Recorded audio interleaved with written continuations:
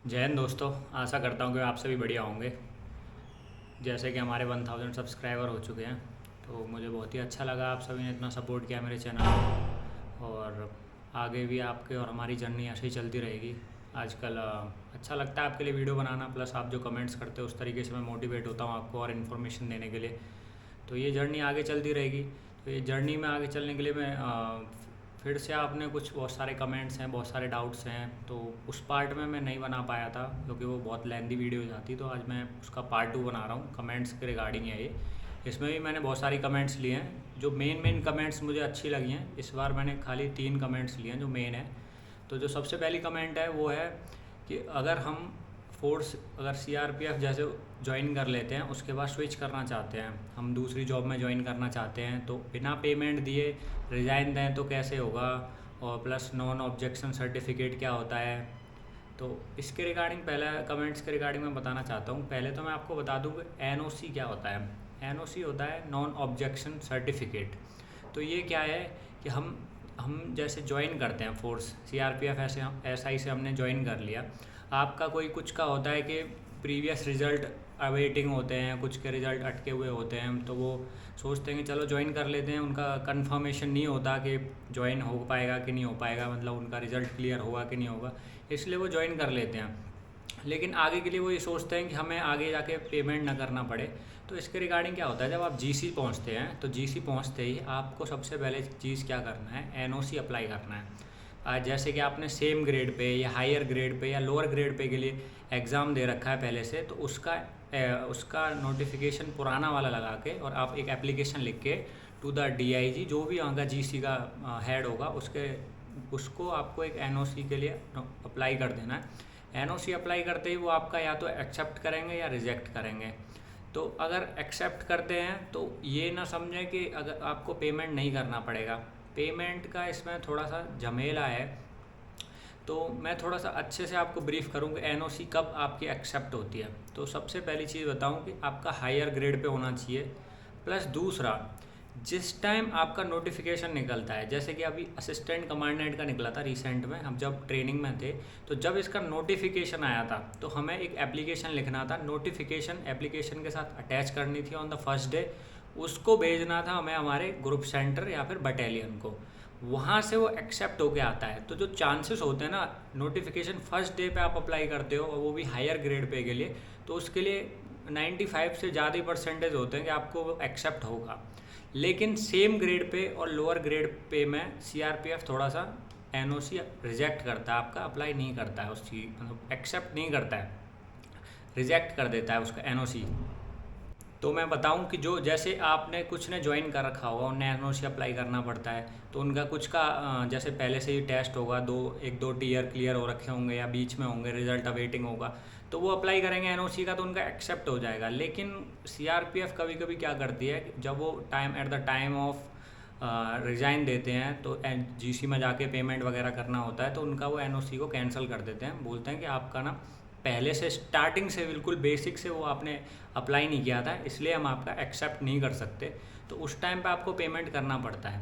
तो पेमेंट के रिगार्डिंग मैं आपको बताऊं, तो पेमेंट ऐसा होता है कि आपको 3 month up to 3 month of salary देना पड़ेगा, वो भी फर्स्ट 6 मंथ में जाने के। तो अभी जो रिसेंट में ट्रेनिंग में जो मेरा एक कोलीग गया था, उससे मैंने पूछा था इसके रिगार्डिंग, तो वो बोल रहा था कि उसका समवेयर अराउंड 1,75,000 कॉस्ट पड़ा है उसका रेजिग्नेशन का। उसने 4 से 5 महीने ट्रेनिंग कर ली थी यहाँ पे। तो जस्ट बिफोर मिड टर्म वो रिज़ाइन देके गया है। उसका लोअर ग्रेड पे में हुआ था तो उसका एक्सेप्ट नहीं हुआ है। अगर हायर ग्रेड पे होता हमसे, जैसे असिस्टेंट कमांडेंट हम बन जाते हैं, तो उसके लिए टेक्निकल रेजिग्नेशन मिल जाता हमें और कोई पेमेंट नहीं करना पड़ता।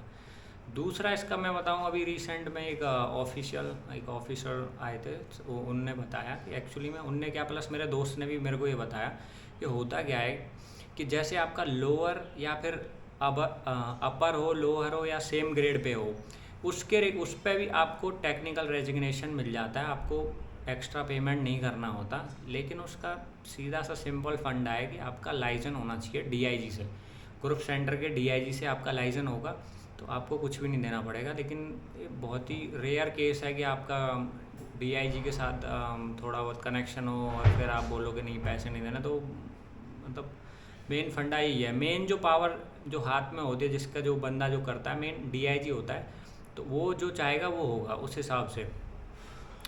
तो इसके रिगार्डिंग इतना ही है। तो दोस्तों, जो एक और पॉइंट मेरे से मिस हो गया एनओसी के रिगार्डिंग, वो ये है कि जब आप ज्वाइन करते हो, जैसे आपने पहले से फॉर्म भरा हुआ है, तो आप ग्रुप सेंटर में जब जाके ज्वाइन करते हो, तो आप जब एनओसी के लिए एप्लीकेशन दोगे, या एक तरीके से इंटीमेशन होता है, मेनली इंटीमेशन, मेरा दोस्त है उसने मेरे को बताया कि इंटीमेशन होता है जो मेन इंपॉर्टेंट होता है, उसके रिगार्डिंग आप फॉर्म भरो, प्लस एनओसी के लिए आप अप्लाई करोगे तो उसमें आपको सारे ग्रेड पे, जैसे 2800 ग्रेड पे हो, 4200 हो, 4600 हो, या जितना भी ग्रेड पे का एग्ज़ाम हो, वो आपको सारा ग्रेड पे उसमें लिखना है, नोटिफिकेशन नंबर लिखना है, और कौन से पोस्ट के लिए अप्लाई कर रहे हो, कौन सी एग्ज़ाम है, किस लेवल का है, ये सब आपको उसके अंदर लिखना है। कोई भी डिटेल नहीं छोड़नी है एनओसी के लिए अप्लाई करने के लिए।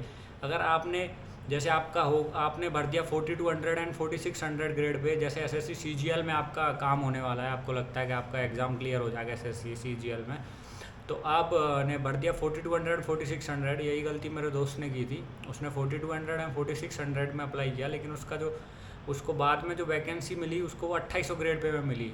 तो अभी उसका इसी पॉइंट के बेसिस पे, जब कमांडेंट ने भी एक्सेप्ट कर लिया था उसका, लेकिन डीआईजी ने रिजेक्ट कर दिया उसका टेक्निकल रेजिग्नेशन। उसको बोला गया कि आपको 2800 ग्रेड पे में मिली है, और आपने अप्लाई एनओसी 4200 और 4600 ग्रेड पे के लिए अप्लाई किया हुआ था, तो इस वजह से हम आपका रिजेक्ट कर रहे हैं। तो इसलिए आप जब जाओ ग्रुप सेंटर में, तो जाते ही आपको जो एनओसी के लिए अप्लाई करना है वो सारे ग्रेड पे में आप अप्लाई कर देना, चाहे वो लोअर हो, सेम हो, या फिर हायर हो, आपको सबके लिए मिलेगा। दूसरा, एक जो फॉर्मेट है, मैं आपको नीचे या तो डिस्क्रिप्शन में ऐड कर दूंगा उसकी लिंक, या फिर आप मुझे टेलीग्राम करके पर्सनली आप मेरे से वो फॉर्मेट ले सकते हैं एनओसी के लिए। वो फॉर्मेट मस्ट है, वो सारे डिपार्टमेंटों में वही चलता है। उस फॉर्मेट के थ्रू आप एनओसी के लिए अप्लाई करेंगे तो आपका और मोर प्रेफर किया जाएगा, बाकी जो आप रिटर्न देंगे उससे।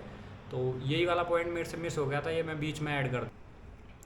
और अगर मैं कोई पॉइंट मिस कर रहा हूँ एनओसी के रिगार्डिंग, तो आप कमेंट्स में लिख सकते हैं मुझे, मैं आगे उसका कंटिन्यू कर लूँगा। दूसरा क्वेश्चन जो आ रहा है आपका कि एक्सटेंशन कैसे लें। जैसे कि कुछ चाहते हैं कि हम अभी ज्वाइन नहीं करना चाहते, तो हमें थोड़ा सा और पढ़ाई करना है, हमारा रिजल्ट दूसरे में आ जाता है तो हम उसमें ज्वाइन कर लेते हैं। ये भी एक तरीका है जिस तरीके से आप पेमेंट नहीं करना चाहते, या फिर ट्रेनिंग में भी नहीं आना चाहते, तो उसके रिगार्डिंग आप चाहते हो कि एक्सटेंशन ले लें। तो एक्सटेंशन का क्या होता है कि जैसे आपका ज्वाइनिंग लेटर आता है ना, ज्वाइनिंग लेटर जैसे लिखा होगा कि आप लास्ट डेट 21 कोई भी 21 जनवरी को आपको आना है यहाँ पे ग्रुप सेंटर्स में, तो उसमें लिखा होता है कि उसके बाद 1 मंथ तक तो वहाँ पे आपको एक्सटेंशन मिल जाता है। 21 जनवरी से 21 फेब तक लास्ट डेट बोल देते हैं कि मतलब फर्स्ट इस डेट से लेके इस डेट तक आप अप्लाई कर सकते हो, तो 1 मंथ तक का वहाँ पे एक्सटेंशन मिल जाता है। उसके बाद क्या करना है आपको, घर से बैठे बैठे ग्रुप सेंटर आने की ज़रूरत नहीं पड़ती। अगर बोले ग्रुप सेंटर तो आप आ जाओ, नहीं तो घर बैठ के आप एप्लीकेशन लिखो। जो एप्लीकेशन का मैक्सिमम जो पीरियड अलाउड होता है एक टाइम का एक्सटेंशन लेने का, वो 2 महीने होता है। तो आप 2 महीने का एक्सटेंशन अप्लाई करो, उसमें वो 2 महीने का दो। जैसे ही वो 2 महीने का ख़त्म होने वाला हो, उससे 2-3 दिन पहले फिर एक एप्लीकेशन आप ग्रुप सेंटर को लिखो टू द डीआईजी, और जो भी वहाँ का अथॉरिटी होगा, तो उसको दोबारा से लिखो 2 महीने के लिए। फिर एंड में जो लास्ट टेन्योर होगा फिर 2 महीने का होगा। तो मैक्सिमम आप जो ले सकते हो मैक्सिमम 6 मंथ का होता है, उससे ज़्यादा आप नहीं ले सकते एक्सटेंशन। उसके बाद आपका कैंडिडेट कैंसिल हो जाएगा।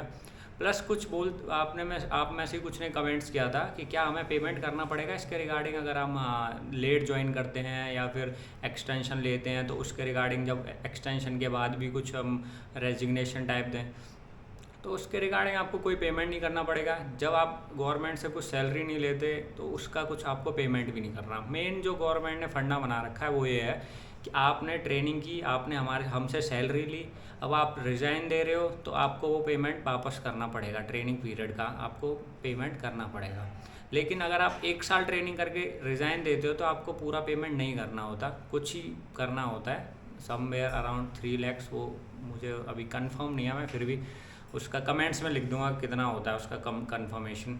तो extension max to max 6 month का मिलता है, उससे ज़्यादा आपको नहीं मिल पाएगा एक्सटेंशन, और उसके बाद आपका कैंडिडेट कैंसिल हो जाएगा। तो मैंने पिछली वीडियो में एक पॉइंट डिस्कस किया था आपसे री मेडिकल का। तो री मेडिकल में मैंने बताया था आपको कि री मेडिकल में जो चेक होती है चीज़ें उसमें कोई दिक्कत नहीं होता। तो आपके बहुत सारे फिर भी कमेंट आ रहे हैं, उसमें से एक कमेंट है कि क्या आई टेस्ट दोबारा होगा, आँखों का टेस्ट दोबारा होगा, और होगा अगर दोबारा हमारी आँखें कमज़ोर हैं। कुछ ने 2-3 ने कमेंट लिखा है कि वो बोल रहे हैं कि उनकी एक आई साइट कमज़ोर हो गई है थोड़ी सी, या फिर पहले से थी या मे भी अब, लेकिन वो बोल रहे हैं कि कमज़ोर हो गई। तो एक्चुअली मैं आपको एक सजेशन देना चाहूँगा कि आपकी आई साइट कमज़ोर हो रही है या तो आप कोई आई एक्सरसाइज स्टार्ट करो। अगर आपको लग रहा है कि नहीं बेनिफिट हो रहा है तो अभी बहुत टाइम है, तो आप ऐसा करो, लेसिक करा लो अपनी आँखों का। लेसिक से क्या है कि अभी टाइम है, अभी कम से कम आपको 4 से 5 महीने लग जाएंगे ट्रेनिंग स्टार्ट होने में ही। एटलीस्ट कम से कम 3 से 4 महीने तो आप लेके चलो कि आपको लग जाएंगे ट्रेनिंग ज्वाइन होने में। तो मैं आपको यही सजेस्ट करूँगा, आप लेसिक करा लो आराम से, जो भी कोई कमी है उसे ठीक करा लो। बाकी अगर आप लेसिक करा के भी नहीं आते हो ग्रुप सेंटर में, तो ऐसा कोई मेडिकल नहीं होता जो आपको रिजेक्ट कर देगा। आपको जॉब से कोई नहीं निकालेगा, पहली बात तो ये समझ लीजिए, आपको जॉब से कोई नहीं निकालने वाला। आप जॉब वहीं हो जहाँ हो वैसे ही करोगे। बस ये हो सकता है कि अगर ग्रुप सेंटर को लगा कि आप अनफिट फॉर सर्विस हैं तो आपको वहीं रखेगा, आप वहाँ से ट्रीटमेंट कराइए, नेक्स्ट बैच में ऐड कर देगा। लेकिन ज़्यादातर जितने भी केस हैं, मैंने जितनों से भी पूछा है, वो बोलते हैं कुछ नहीं होता ऐसा। लेकिन इतना मैं कहूँगा कि आप ट्रेनिंग में आके उस कुछ चीज़ों को ठीक कराने के चक्कर में ना पड़ें, उसमें ज़्यादा दिक्कत हो जाएगी आपको, आपका बहुत ज़्यादा टाइम ख़राब हो जाएगा, पैसा भी वेस्ट हो जाएगा। तो इसलिए आप अभी घर पे हैं तो आप आराम से, या नेक्स्ट बैच में भी आना चाहते हैं, 2023 वाले भी हैं, तो भी आप जो भी अपनी कमियां अभी से ठीक करा लें, बाद के चक्कर में ना रहें। ट्रेनिंग सेंटर में आपको ना तो छुट्टी मिलेगी, अगर छुट्टी देंगे तो रेलीगेट कर देंगे, एक्स्ट्रा छुट्टी मार ली तो आपने, तो इस चक्कर में ना पड़ें आप। और मेन मैं आपसे यही कहूँगा कि इतना टेंशन ना लें। अब ऐसे मैंने बोला था कि फर्स्ट वीक में रिज़ल्ट आ जाएगा, लेकिन रिज़ल्ट नहीं आ पाया, तो उसके रिगार्डिंग मैं आई एम सॉरी गाइस। तो मैं क्या बोलूँ नहीं आ पाया रिज़ल्ट, आगे आ जाएगा, मेरे को लगता है इस महीने में रिज़ल्ट आ जाएगा। आप टेंशन ना लें। आप बहुत ज़्यादा टेंशन में बोल रहे हैं नींद नहीं आ रही, वो नॉर्मल है। एक्चुअली मैं भी था उस टाइम पे जब मेरा रिज़ल्ट आ रहा था, मेरे नंबर ठीक थे, लेकिन फिर भी अंदर से कोई दूसरा बोल देता ना तो ठीक लगता हमें, कन्फर्मेशन टाइप में कि हाँ अच्छा लग रहा है। तो आज की वीडियो मैंने 3 टॉपिक ही सिलेक्ट किए हैं, बाकी कुछ और मिस हो रहा होगा तो आप कमेंट्स लिख दो, मैं और उसको ब्रीफ में और बता दूंगा आपको। तो थैंक यू गाइस, जय हिंद दोस्तों।